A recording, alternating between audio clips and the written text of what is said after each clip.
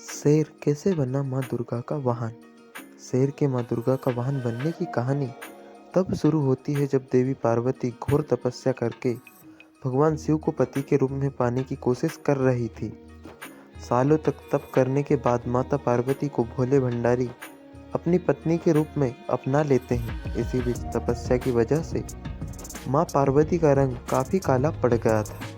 एक दिन ऐसे ही बातचीत के दौरान भगवान शिव माँ पार्वती को काली कह देते हैं। यह बात उन्हें पसंद नहीं आती। वो नाराज होकर दोबारा तप करने के लिए चली जाती है। एक दिन बाद घूमते घूमते एक शेर घोर तप कर रही माँ पार्वती के पास पहुंचा। उन्हें खाने की इच्छा से वो घूमता रहा।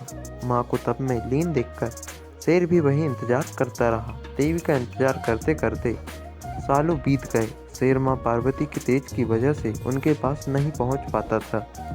कोशिश करता और असफलता हाथ लगने पर दोबारा लौटकर कोने में बैठ जाता। होते होते कई साल बीत गए। माँ के तप से खुश होकर भगवान शिव प्रकट हुए और माँ से मनचाहा वर मांगने को कहा। देवी पार्वती अपना गोरा रंग वापस चाहती है। भगवान ने आशीर्वाद दिया और वहाँ से चले गए। वरदान मिलते ही माँ पार्वती नहाने के लिए चली गई। नहाते ही उनके शरीर से एक और देवी का जन्म हुआ जिनका नाम कौशिकी पड़ा। उनके शरीर से काला रंग भी निकल गया था और माँ का रंग पहले की तरह ही साफ हो गया। इसी वजह से माता पार्वती का नाम माँ गौरी भी पड़ गया। नहाने की कुछ देर बाद माँ की नज़र शेर पर पड़ी।